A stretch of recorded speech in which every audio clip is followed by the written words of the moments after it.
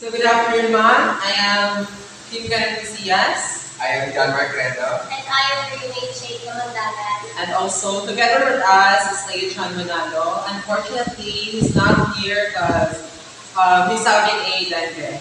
And we are the crew friends. And today we're going to discuss about eco-criticism. Eco-criticism, also known as eco-critical theory or green studies, is an approach that combines literary analysis, environmental studies, and cultural critiques. So when you say literary analysis, it is the written works. It's not just written, but also it can be a movie or something that you can hear. Just also like analysis is also like a studies about, of course, about eco-criticism, and of course that environmental studies. It is very understandable, and the cultural critique, it is the judgment on culture. Next is eco-criticism examines the relationship between the literature and the natural world. Of course,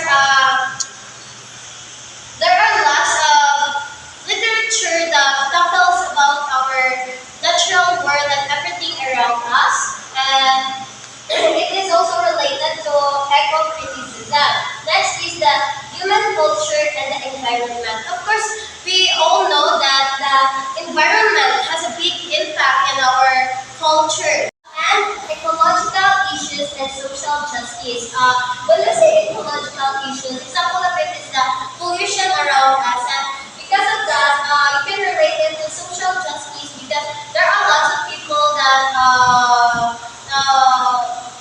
nagreklamo siya because of the pollutions around the world. Alright. Now let's proceed to the types of eco-criticism. The first one is pastoral, the second is post-colonial, and last is feminist. The first one is pastoral eco-criticism. It mostly deals with the text based on the Western world.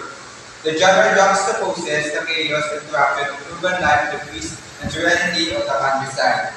Pastoral eco-criticism is about how the city life affects the province life. And because of constructing new buildings can cause deforestation, and of course, because of the many vehicles in the city can cause pollution as well. And then, pastoral eco-criticism promotes the connection of the human to the nature.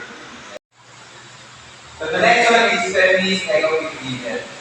It is one of the more common types of eco-criticism. Texts that fit under this genre tend to link the patriarchal subjugation of women to the subjugation of natural world for humans. Some eco-feminists believe that the natural world is inherently feminine, which gives women a deeper connection to nature. So, feminist eco-criticism is about how women use more care about the nature than the men.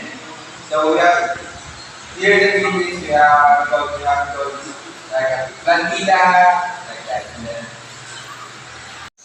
the last one is post-colonial eco-criticism. One of the most important types of eco-criticism, post-colonial eco-criticism also recognizes the difference between various countries and cultures and interact with the natural world around them. Often people in post-colonial countries are shown to have better relationship with their natural environment, acknowledging the importance of every part of the ecosystem. So post-colonial countries shows that more care about the nature, like the natural environment, but also they also experiences like natural phenomena like typhoon,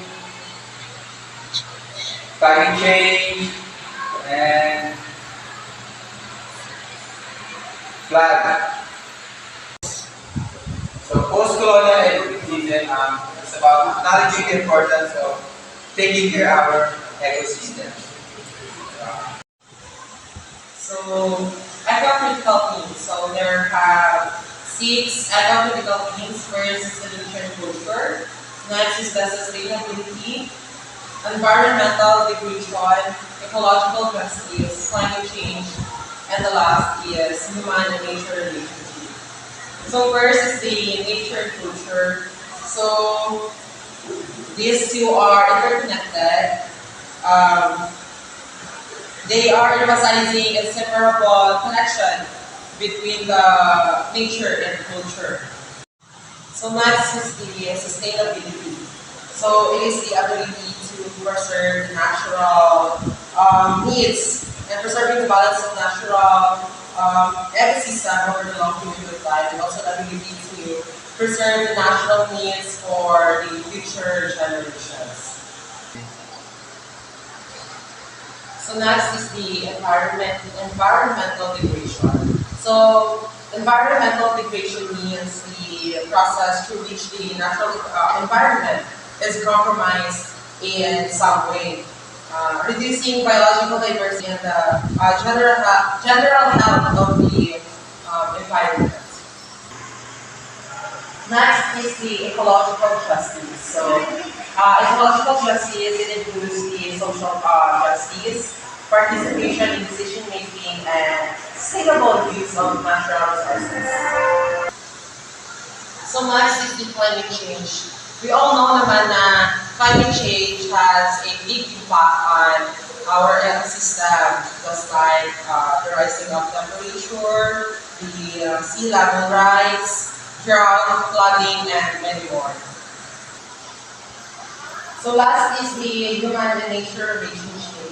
So nature is damaged by humans, and a lot of natural resources coming from the nature and humans are taking granted for those natural resources. That's why human and nature are the eco-critical themes in eco-criticism.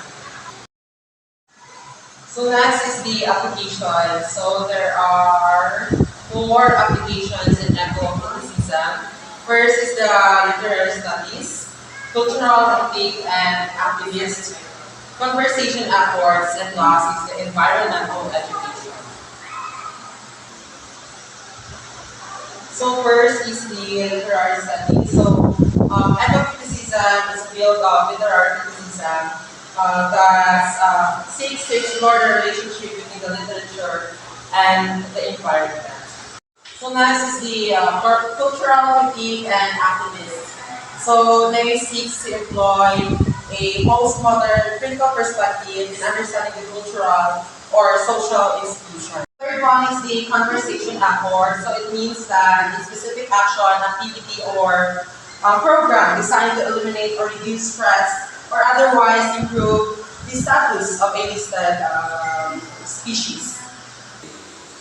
So last one is the environmental education. So environmental education is a process that allows individuals to explore environmental issues, engage in problem solving, and So this is our movie trailer titled The Day After Tomorrow. So this film depicts catastrophic climatic effects following the disruption of the Atlantic Ocean circulation, in which a series of extreme weather events usher in climate change and lead to a new ice age. So in this movie, you can clearly see the uh, climate change that relates to the eco-criticism.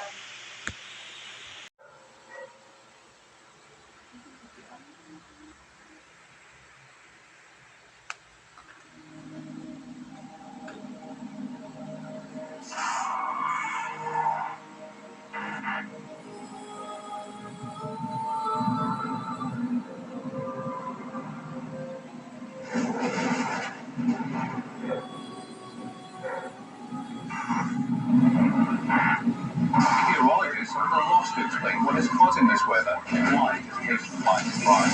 That sudden drop in temperature as half an hour ago, Mexican officials closed the border in the U.S. Prepared to go live to Los Angeles. What you see is happening now. Behind me, that's a tornado! A twister! It's just massive.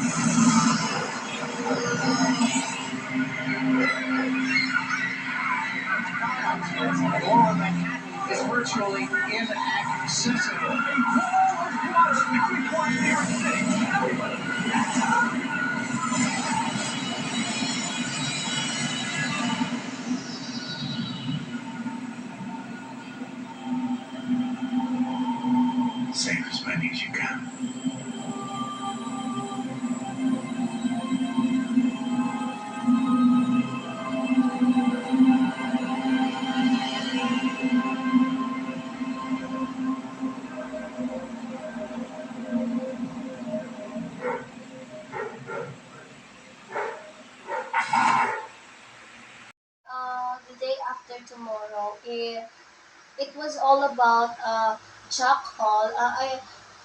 He's an astronaut, and when he was in the outer space, parang meron siya na research about na parang may papadating na parang something unnatural na event na mangyayari sa world. But then during their meeting, the higher level disregarded the idea of Jack Hall, and they did not prepare. Then one day, kahit lang nag-struck to siya tong gisno ang ilang world. Tapos dito na sila na dapat pala hindi talaga and that was because of the effect of the some ecological issues. That's all.